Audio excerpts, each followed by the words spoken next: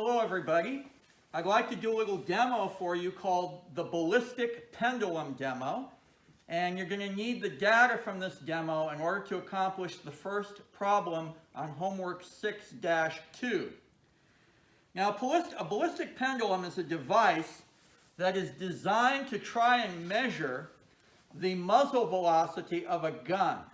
So I have a little pellet gun here, and the pellet leaves the muzzle of the gun going with a certain speed called the muzzle velocity. And we're going to try and take some data to figure out what that muzzle velocity is. And the physics behind the ballistic pendulum is this. When I fire that pellet into this block here, this block is on the end of a pole, and this is the actual ballistic pendulum itself. Now this block has a certain mass, and when the pellet hits the block, there's going to be a transfer of momentum from the pellet to the block. And the pellet becomes embedded in the block, and then the block rises, and down here it's given a certain initial kinetic energy due to that impact. And then the block rises, and it reaches some maximum height here, and that initial kinetic energy is converted into gravitational potential energy. So we're going to make the following measurements. We need to measure the mass of the pellet. We need to measure the mass of this block. This block kind of comes off so I can put it on a scale and measure its mass. And we're going to have to measure the change in height of the center of mass of the block, which has a little X here. And so we're going to make the position of this X above the lab table that we can measure with a ruler here. We're going to make that 0 height, and we're going to make the maximum height that the block achieves above the lab table. We're going to measure that as well. And by taking the difference between these two height measurements, we're going to figure out how high the block actually rose above its 0 point. And that gives us a way of computing the gravitational potential energy of the block with the embedded pellet when it reaches this maximum point. As far as calculation is concerned, we're going to kind of work backwards. We're going to start with the mass of the block with its embedded pellet, and using that mass and the height above the lowest position, we can figure out the gravitational potential energy of the block at this point. We're going to assume that no mechanical energy is lost from the point that the pellet becomes embedded in the block up to the point where the block attains maximum height. And so if that is the case, then the kinetic energy of the block with its embedded pellet down here is going to be equal to the gravitational potential energy of the block with its embedded pellet up here.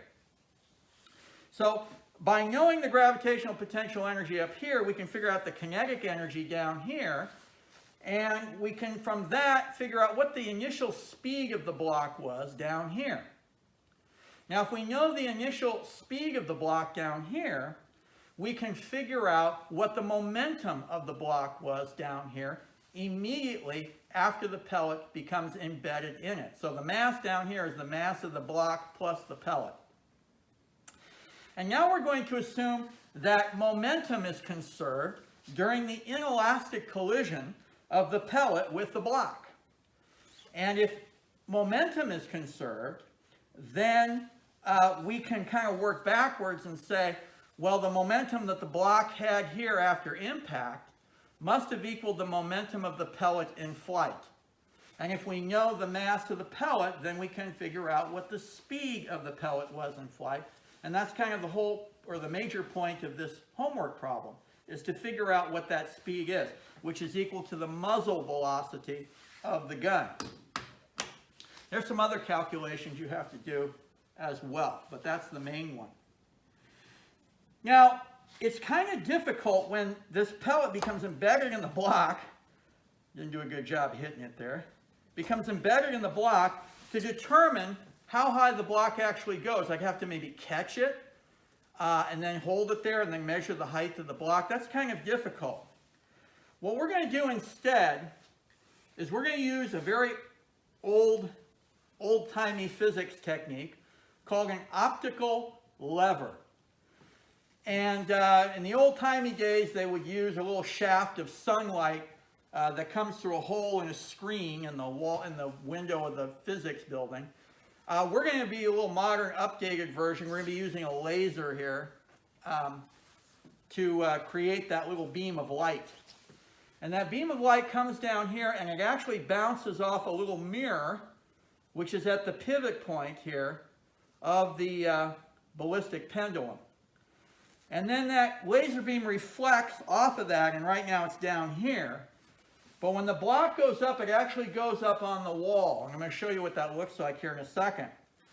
And if I look at the wall while I'm shooting the pellet into the block, and just observe how high that spot goes on the wall and sort of memorize that, then when I go back to measuring the height of the block, I'm just going to manually move the block up and down until the spot on the wall matches the height of that spot that I remembered when I did the experiment. So I'm going to show you what that looks like right now. Now you can see the wall, and notice there's like a little levels that are numbered, little numbered levels. So I'm moving the block up, and you can see the spot of the laser beam going up the wall as I'm pushing the block up. So if I shoot this block and it goes up like that, and I memorize that the maximum height of the laser beam is about right here, maybe about at the 5.3 point on my little scale here, then later on I can measure the height of the block just by manually moving the laser beam up to that point. To make things a little easier, when I do the experiment, I'm actually going to be photographing this scale in slow motion. So you'll be able to see for yourself exactly how high that spot went when I fired the pellet into the block. Okay, I'm going to take this ballistic pendulum off my pivot point here, and I'm going to go to the scale behind me, and I'm going to be measuring the mass of this block. I'm also going to be measuring the mass of 20 of these pellets. If I measure the mass of 20 of these pellets and then take that mass and divide by 20, that will give me a good average value for the mass of one pellet. So I'm going to come on over here to do this.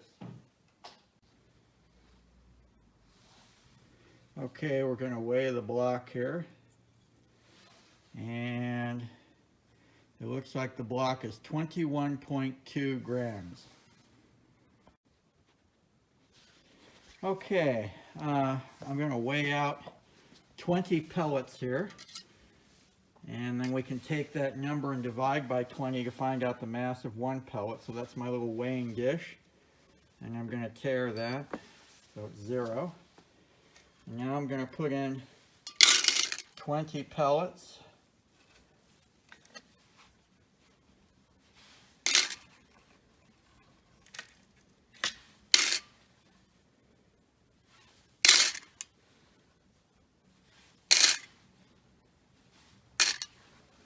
And we look at that, and that's going to be 10.3 grams for 20 pellets.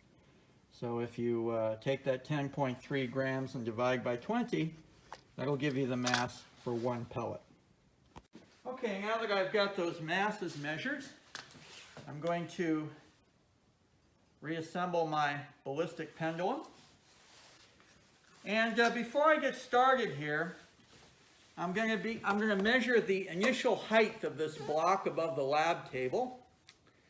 And when I do that, measuring sort of the center of the X, which marks the center of mass, I get 12.6 centimeters. All right, now I'm going to load my pellet gun here. Pull that back, pop that open, take one pellet, put it into the breech. Once more into the breech, dear friends, and pop that closed and sort of push the plunger back in, and now this thing's ready to go. And so I'm going to fire this pellet into the block, and I'm going to make a slow-mo video of how high that little spot goes up on the wall. Okay? So I'm going to be holding the gun just like this and firing it into the block. So here goes. 3, 2, 1.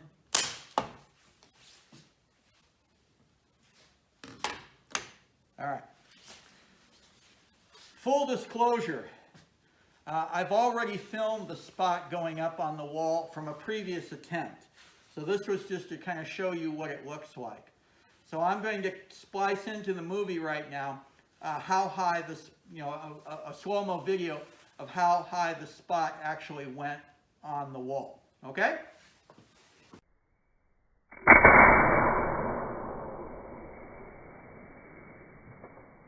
Now that you saw the slow-mo video of the spot going up on the wall, I think you can agree with me that that spot went up to about 3.3 on that scale.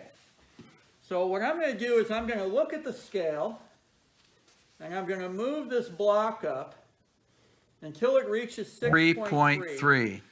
I'm going to measure its new height. Okay? I'm kind of moving it up, moving it down. And it looks to me like it's about at the 3.3. And so reading my height of my X, I get about 22.3 centimeters. That's the final height of the block. Here's the data from the experiment. The mass of the block without the pellet in it, the original mass of the block, is 21.2 grams. The mass of 20 pellets is 10.3 grams. From that, you can figure out the mass of one pellet.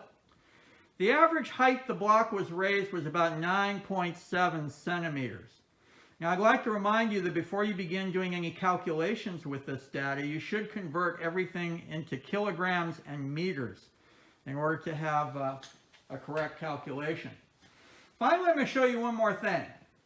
You are going to calculate the muzzle velocity of the gun theoretically, from this data. When I bought this gun in the store, on the package, it actually said what the muzzle velocity was. Now, this is an old gun, and the parts of it have worn out over time, so we wouldn't expect this gun to have the same muzzle velocity it had when it was brand new. But I can tell you what that brand new muzzle velocity was, because I wrote it on the side of the gun.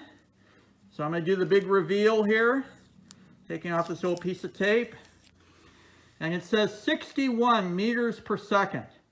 That was what the muzzle velocity of the gun was when it was brand new.